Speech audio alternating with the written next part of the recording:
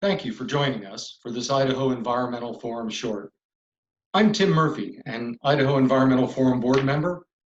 Today I'm joined by former BLM directors, Bob Abbey and Jim Caswell, who will give us some perspectives on the reorganization of the Bureau of Land Management.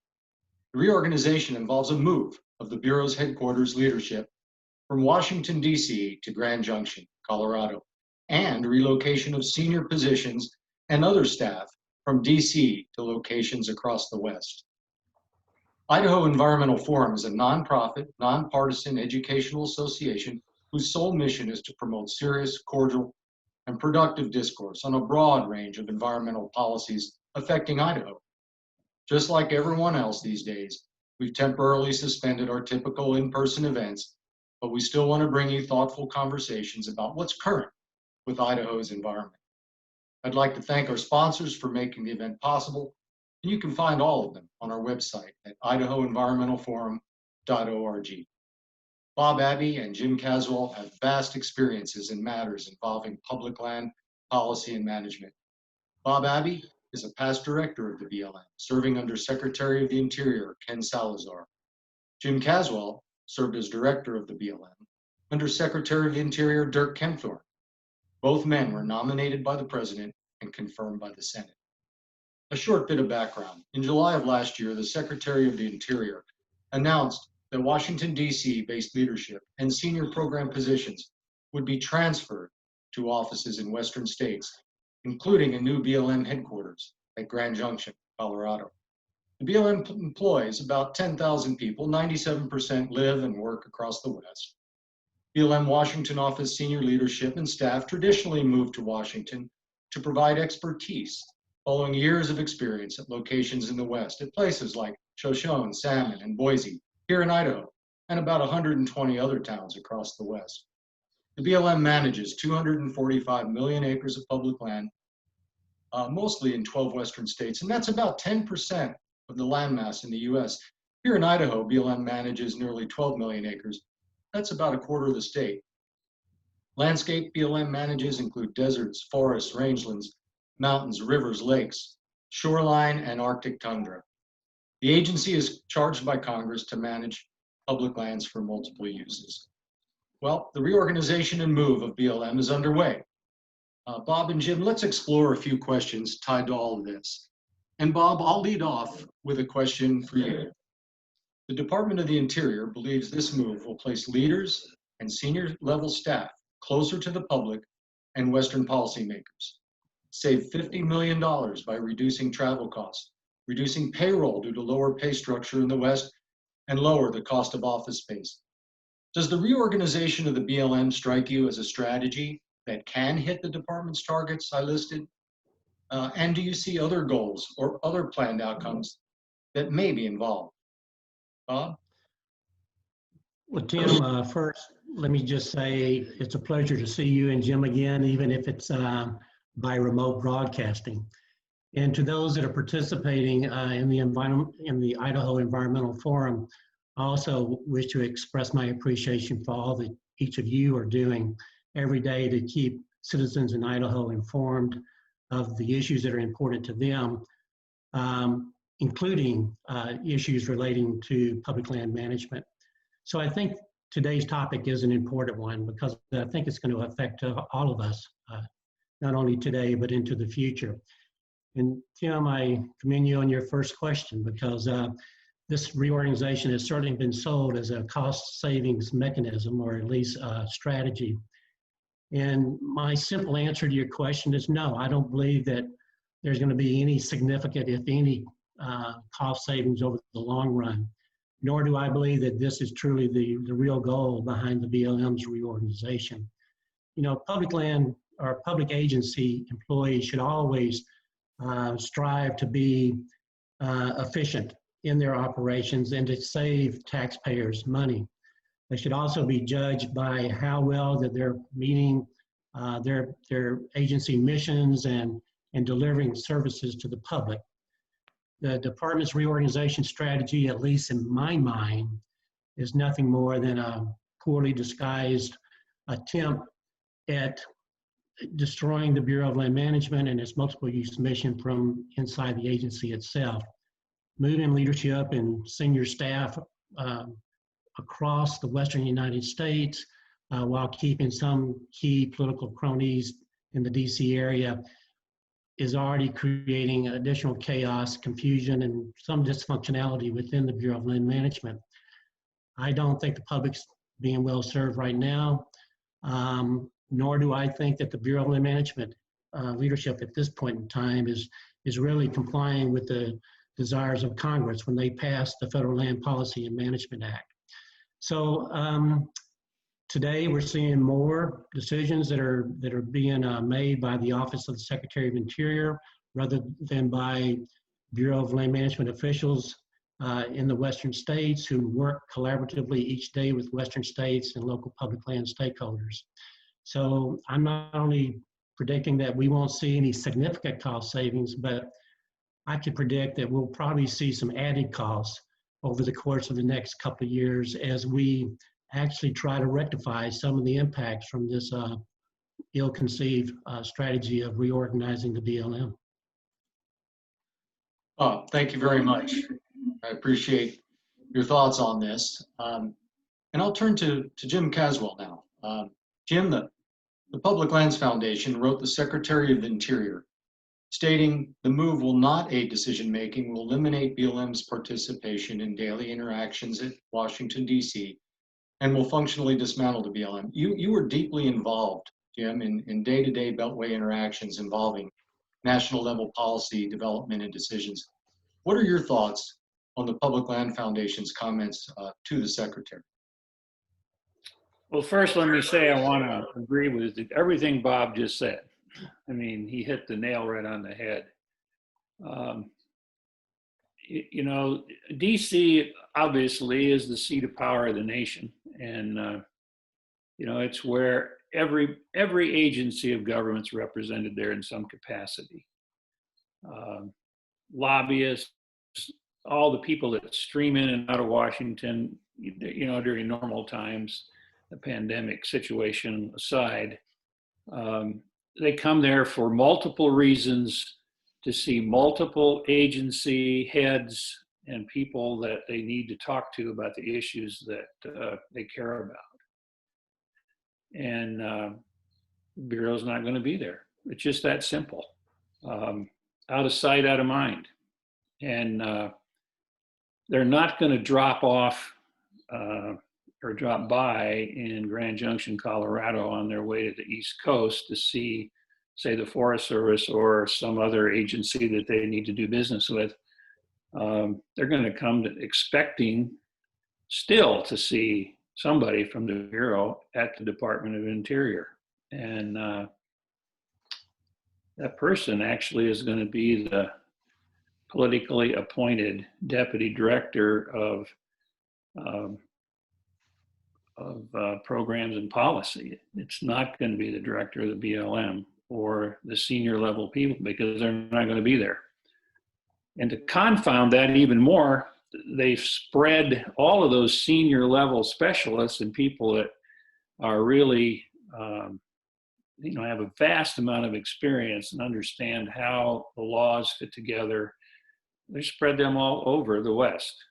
They're not even, some of them that represent specific disciplines aren't even in the same office. There's one here and one there. You couldn't craft it any better if you were trying to dismantle an organization, and that's exactly what it's done. There's been a loss of institutional memory already. Some half or more of the, at least that's what they say, of the people that were supposed to move haven't for various reasons. There's been a shift to operational work potentially when these people end up getting positions, you know, at the local level. They're supposed to be doing headquarters work, high-level policy work, not operational work. And there's that risk that if they're there, they'll get pulled in that direction.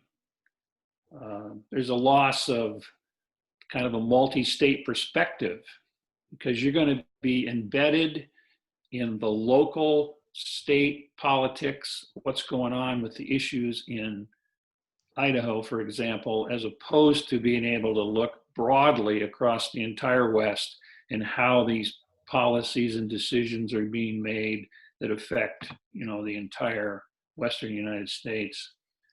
Loss of coordination. I mean, how if you take the senior level folks from, say, the fish and wildlife folks, you break them up and spread them all over, which is what they've done or planning to do. How do they really coordinate on it? How do they get together and work out, the issues of the day relative to projects, policy, implementation of that? It's just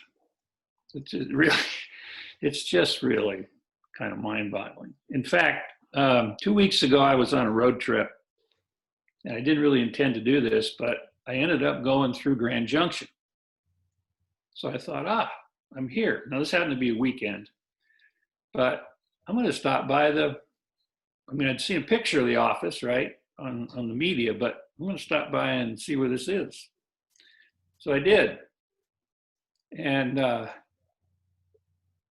we're into this now for 8-10 months, almost 12 months. The move has supposedly been made. People are supposed to be there. There's a sign on the freeway on I-70 that says BLM Forest Service information, next exit. You exit off the freeway, that's it. You'll never see another sign. And there are two very complicated roundabouts when you come off the freeway and under the freeway to get on the right street that goes to where this office building is. There's no sign on the streets anywhere. There's no sign on the building anywhere. Nothing, absolutely nothing on the outside of that building. And it's kind of tucked off to the side. And in the parking lot, again, this is a weekend, so I couldn't go in the building. I really wanted to do that, but there's not one government rig. There's a bunch of oil company rigs that are there that have, the company on the side of the doors. There's nothing there that indicates there's any kind of federal presence in that building. And then as a side, I thought this was funny. Next door, there's a funeral home. Okay. So, yeah, I mean, I just, this is it's just bad public policy all the way around. Listening to you both on these initial questions, it sounds like BLM is accruing a tough road to hoe.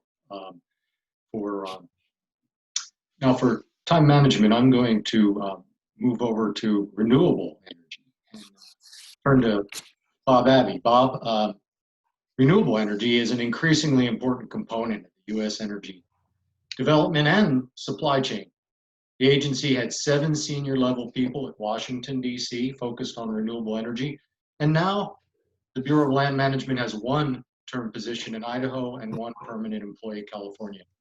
Following the agency's reorganization, what sort of effects do you envision for BLM's role in coordination and collaboration for U.S. renewable energy development? Well, Tim, as you probably know from your own experience with working with me, I've been a long-time advocate for renewable energy. And I would say that with advancing technologies, I think we're going to continue to see within both federal as well as state agencies a need to keep up with the technologies related to renewable energy so that key and good decisions can be made. Certainly under the current administration, the emphasis has been on fossil fuels. And the BLM's table of organization, as well as its leadership team, reflects that emphasis. Not only are we seeing a reduced number of employees working within renewable energy programs, But we're also seeing, as Jim alluded to, a new Bureau of Land Management headquarters office in Grand Junction that's actually sharing office space with the oil and gas industry. And that's if anything, that's certainly poor optics. We're also seeing, though, not only an emphasis on renewable energy, on fossil fuels right now, but we're also seeing the hiring of several state directors who have limited multiple use experience, and who I believe have some questionable track records relative to successes in previous careers, jobs that they have held. But having said that, sound resource management always begins, as your participants with the Idaho Environmental Forum certainly know, it begins with really good land use plans. And I think, one of the concerns that everyone should have right now is that in the past, for all intent and purposes, land use planning was done at the local level, and decisions were made using the public input that were received over, sometimes it appears to be tedious timeframes that it took the Bureau to complete their land use planning process. Right now, though, that these land use plans are being shaped and actually approved by the Office of the Secretary. And I worry somewhat about how public input is actually being used. Now, having said that, I don't want your participants in the Idaho Environmental Forum or anyone else who might listen to some of the criticism that I'm sharing with you to get discouraged, because public input is important, and there are numerous opportunities for the public to engage and participate in the opportunities that exist within the Bureau of Land Management's land use planning process. But I would encourage people to understand the need to participate, understand the need to provide those comments, and demand that those comments are being read, and to continue to engage at every level of the organization, whether it's at the local BLM resource area office or the district office or the state office or the Washington, D.C. office, to engage in open and candid discussions relative to what it is that the public want as it relates to how these public lands should be managed. So even though some of us would like to see things being managed a little differently, I think we accept what we have to accept, and that each of us who've worked a career within the federal government have worked for a number of different administrations, both Republican and Democrats. And we're going to continue to see changes throughout our lives. We should not be discouraged. We should pick up the challenges that some of these changes in administration and emphasis areas of emphasis present, and use that in shaping our own public comments and the way that we participate in these public opportunities, so that these public lands remain public, and that the management of these lands provide for accessibility to those recreating, to those that continue to have some needs to develop some of the resources that exist, that those lands that are sensitive environmentally are managed to protect those environmental areas for wildlife habitat, for riparian, and for any number of uses. One of the things that I really enjoyed during my 30-year career, and I know we're short of time, so I won't go back to throughout the 30 years, but one of the things that I did enjoy during my 30-year period working with the Bureau of Land Management was its multiple use mission. And while there always will be areas emphasized from time to time, during that 30-year period, I don't believe we ever lost sight of the importance of multiple use. It is just as important to provide opportunities for development where required and where necessary, but it's also important to provide protection of those sensitive areas that we manage on behalf of the public. So again, I would encourage members of the environmental community, members of the industry itself, to continue to participate in these public processes, regardless of the administration.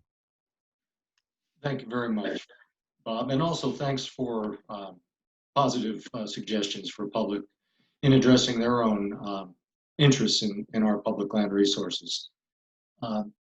Jim Caswell. Jim, a letter dated March 6th of this year from the Government Accountability Office, the GAO, stated BLM did not substantially address practices for effective agency reform in reorganizing. The GAO went on to say BLM minimally or did not address involving employees and key stakeholders in developing the reforms. Is the BLM addressing the shortfalls described by the Government Accountability Office? Jim? Well, not to my knowledge. Everything I've seen publicly, anyway, maybe there's some things going on behind the scenes, but I don't really believe that. I mean, none of the things have really been addressed publicly in terms of those shortcomings. And probably the most telling was, I think it was March 10th, the House held a hearing on the GAO report. And at that hearing, repeatedly, when asked directly questions that were raised in the report, the response was that I can only, quote, I can only respond to relocation, not reorganization. So they changed, if you will, the framework around what they were doing, or that's their claim. So we're not talking about reorganization. Therefore, these shortcomings are not important because we're not reorganizing. We're just simply relocating. So that, that to me, that is you're just sidestepping the issue. So it's just a stonewall. Thank you, Jim. And Jim, again, and Bob, we have a few minutes left, and I have a final question, a topic to explore for both of you. As former BLM directors, what challenges do you foresee that a future administration may have under today's reorganization? And if the current Bureau of Land Management reorganization is fully realized, what could the BLM and the management of public lands look like in the future? And Jim, I'll start with yourself.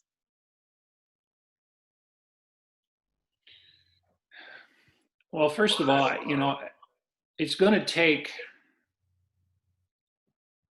a significant period of time once they fill the positions and they get everybody in place under this scheme to figure out how they're going to operate again. So there's going to be this, I think this is already happening, by the way, but there's going to be this, shortfall in decision-making, in dealing with the publics, in getting answers to people in a timely way, in solving problems that constituents bring to them or issues they have on the table that need resolution to. And eventually some of the kinks will get worked out. But the fundamental relationships that need to happen and need to be built between career people and political people at the national level, I don't think you'll ever fix it in this kind of configuration. Just not possible. Again, out of sight, out of mind. I mean, a lot of what goes on, and is impromptu, really. I mean, there's a lot of planned meetings and structure around, we're going to talk about this or that, or we need to deal with this or this back in Washington, but a lot of it also is in the hallway when you're walking, going from here to there, and you run into somebody and they say, hey, by the way, I need to get with you, talk about this or follow up on that, or when could we schedule a get together, and that's just not going to happen. There's as much competition goes on between the bureaus within the Interior just for time on the agenda, just to get the attention of the secretary. Nobody's going to be there to carry that mantle unless It's that politically appointed person, that deputy director, who becomes the face of the Bureau in DC, if that's where that position resides, which is what they originally kind of laid out. The director, deputy director of operations goes to Grand Junction. The deputy director, the politically appointed one, stays in Washington. So, you know, I think constituents need to think about that a little bit, because they may like it today in this administration. They may not like it tomorrow in the next administration. Understood. Thank you for that, Jim. And with this final question, I'll return to Bob Abbey. Bob, a few comments? Yeah, and I'll keep it short. First and foremost, Tim, I think we're in for a roller coaster ride regardless of who gets elected in November. You know, certainly if there is a new administration, we're going to see their initial focus within the Department of Interior, changing some of the regulations and internal policies that were implemented by Secretary Zinke and now Secretary Bernhardt. Changing such regulations and policies is going to require a lot of time in some cases, and also a great deal of effort. And therefore, I predict that what we would see under a new administration is an effort to move the leadership and some of the strategic staff back to the DC area. And while I've been, you know, somewhat critical of the reorganization, I'm certainly not opposed by any means that there could be a smaller presence in the DC area for the Bureau of Land Management. But as Jim mentioned, it's important for the key leadership and strategic staff to be in DC, to interact with other agencies, to interact with key members of the public, with OMB, with White House officials, with members of Congress and their staffs. That's missing right now. And one of the things, whether it's a second term for President Trump or a new administration, I think there's going to be a similar challenge for each of them because we're going to have to deal with our budget deficit. You know, we're spending money like crazy right now, trying to deal with the pandemic and the effects of the pandemic, and a lot of it is certainly going to good causes and use. But there's going to be a day of reckoning, and my fear is that that day of reckoning is not too far in the distant future. So whoever's elected, I think, is going to have to come up and make some difficult choices relative to budget allocations. Where is it best to invest those funds? And if you don't have your leadership in DC to the right folks within the Office of Management and Budget and with congressional staff, you're going to become irrelevant, and you're not going to compete very well for limited funding. And the losers in that kind of proposition would be the members of the public who have enjoyed their public lands for many, many decades, and the freedom to enjoy those lands. So I think, again, while there would certainly be differences in whether or not President Trump would remain in office under a second term, or whether there's a new administration, I think both are going to be challenged by limited budgets. Thank you, Bob. And listening to both of you on this final topic, in Idaho and across the West in this nation, the word neighbor is a verb, right? It's not just where you are, but how you engage with others. And that proximity is everything, is what I'm hearing from you both. And thank you, Bob Abbey and Jim Caswell, for your time, your interest, your perspectives on this important matter that involves the nation's public land resources, BLM employees, and the public. Thank you both. Thank you, Tim. Yeah, thank you, Tim. And thank you, viewer, for joining us for this Forum Short. We hope to bring you more of these to you in the future. you have an idea for a forum short, we'd love to hear it. Just email us at ief@idahoenvironmentalforum.org. And if you'd like to be added to our member list, or you'd like to help us by becoming a sponsor, please visit Idaho Environmental Forum, all one word, .org. And again, thank you to our current sponsors. We couldn't do any of this without you.